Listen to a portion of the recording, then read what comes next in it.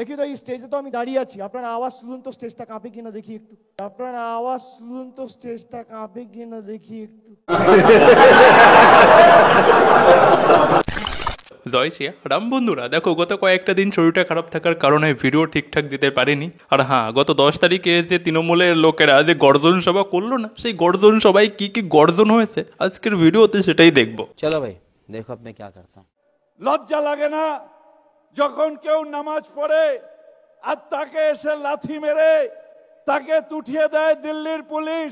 অর্থাৎ পুলিশের মধ্যেও, অমিত শাহ পুলিশের মধ্যেও বিজেপি ঘৃণা কতটা সঞ্চার করেছে যে সেখানে একটা জাতি সে তার ধর্মীয় অনুষ্ঠান করছে, তাকে এসে লাথি মারছে, তাকে এসে ডান্ডা মারছে।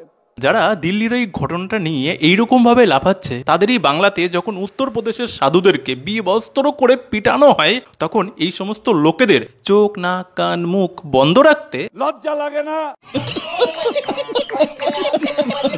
আবার কি বলছে যে বাংলায় নাকি হিন্দু মুসলিম শিখ ইসাই সবাই ভাই ভাই। বাংলায় আমরা হিন্দু মুসলিম শিখ ইসাই সবাই ভাই ভাই একসাথে থাকতে চাই। যারা নাকি বলে যে চাচা আপন চাচি পর, চাচির মেয়ে বিয়ে কর, তারা আবার বলছে যে হিন্দু মুসলিম নাকি ভাই ভাই। क्या बात है सर, क्या बात है सर। আর সব থেকে বড় ব্যাপার, যেখানে হিন্দু বেশি মুসলিম কম, সেখানে হিন্দু মুসলিম ভাই ভাই আপোষ মেরায় না ভাই ভাই। আর যেখানেই মুসলিম বেশি হিন্দু কম, সেটাই মুসলিম কান্ট্রি হয়ে যায়। মজা আয়া। আবার বলছে যে ইনারা নাকি মমতা ব্যানার্জির নেতৃত্বের কারণেই বাংলার সমস্ত বাংলা জুড়ে নাকি সুরক্ষিত রয়েছেন। তাই আমরা মমতা ব্যানার্জির নেতৃত্বে সারা বাংলায় সুরক্ষিত আছি। যেন মনে হচ্ছে যে বাংলার বাইরে আর কোনো জায়গায় মুসলিম নেই, আর যেখানে আছে সেখানে মুসলিমরা একদম সুরক্ষিতও নন। তাই আমরা মমতা ব্যানার্জির নেতৃত্বে সারা বাংলায় সুরক্ষিত আছি। এত মিথ্যে কথা বলে লজ্জা করে না? লড়াই লড়াই লড়াই চাই। এই লড়াইয়ের নেত্রীকে, এই লড়াইয়ের সেনাপতিকে, লড়াই লড়াই লড়াই চাই। গায়ে যত শক্তি আছে সব শক্তি লাগিয়ে বলছে যে লড়াই লড়াই লড়াই চাই। কালকে যেই দেখবেন যে বাড়িতে সিবিআই বা ইডি গেছে, তখনই বলবে যে আমাদের কি একটু শান্তিতে থাকতেও দেবে না।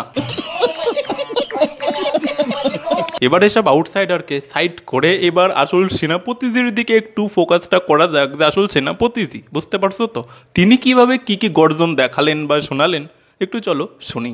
আজকে যে কর্মসূচি আমরা ঘোষণা করছি বা করতে চলেছি মমতা বন্দ্যোপাধ্যায়ের হাত ধরে, সেই কর্মসূচির নাম জনগণের গর্জন, বাংলা বিরোধীদের বিসর্জন।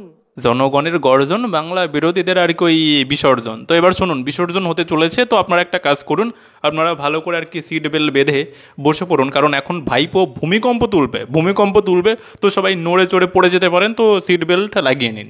আমি ভাইদের, সহকর্মী মায়েদের সবাইকে বলবো, একবার আওয়াজ তুলে এমন আওয়াজ তুলুন যাদের এদের মেরুদণ্ড কেঁপে যায় আর দিল্লির বুকে ভূমিকম্প অনুভব করে এই বহিরাগত নেতারা। বলুন জয় বাংলা।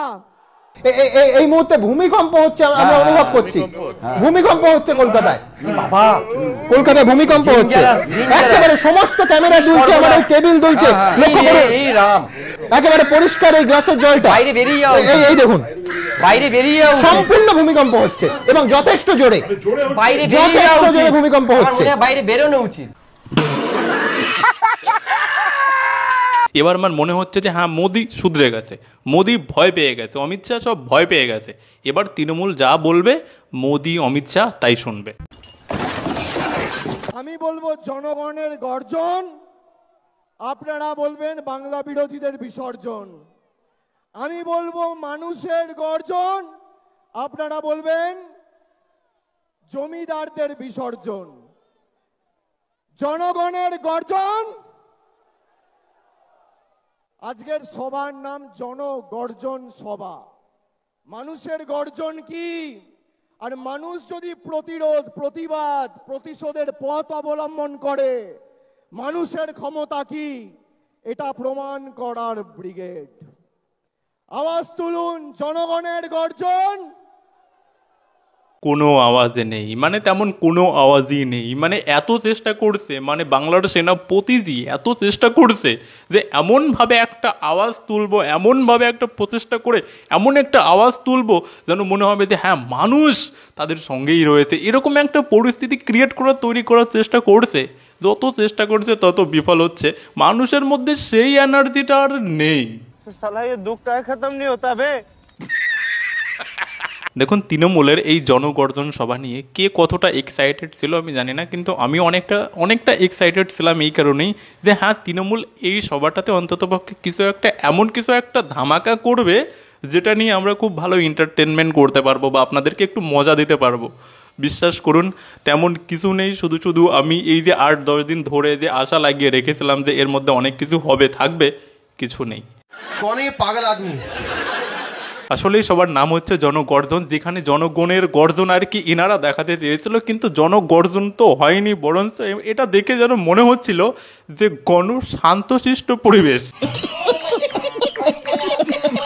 এর মধ্যে আর যেহেতু কিছু নেই তাহলে আর কি বা এন্টারটেনমেন্ট করা যাবে। তবে হ্যাঁ, তৃণমূলের সেনাপতিজি আরো কয়েকটা লজিকফুল কথা বলেছে, সেগুলো তো আপনাদেরকে শোনাতেই হবে। এমনকি বাংলাকে গালি দেওয়ায় কাউকে বিরোধী দল নেতা বানানো হয়েছে, কাউকে এমএলএ থেকে সংসদে নমিনেট করা হয়েছে। সেনাপতিজি বলছেন যে বাংলাকে যদি কেউ গালাগালি দেয় তাকে নাকি বিজেপি ভালো পদ দেয় বা এমপির টিকিট দিয়ে দেয়। কিন্তু আপনারা কি জানেন যে তৃণমূল কাদেরকে টিকিট দেয়? যারা ওই শিবলিঙ্গে কন্ডম পরায় তৃণমূল তাদেরকে টিকিট দেয়। লজ্জা লাগে না? আপনারা খালি নিজের অধিকারকে সামনে রেখে লড়াই করার শপথ নিন, বাকি আমি আছি। এক কথার ছেলে, আমি কথা দিয়ে কথা রাখি কিনা বলুন? কথা দিয়ে কথা রাখি কিনা? দিদি কথা দিয়ে কথা রাখে কিনা? সেনাপতিজি এক কথার ছেলে, কথা দিয়ে কথা রাখে। তার যে পিসি মমতা ব্যানার্জি, মানে বাংলার দিদি, অনেকেই দিদি বলে, আমরা অনেকেই পিসি বলি, তো তিনিও এক কথারই লোক, তিনিও কথা দিয়ে কথা রাখেন। তো তিনি কথা দিয়ে কীরকমের কথা রাখেন?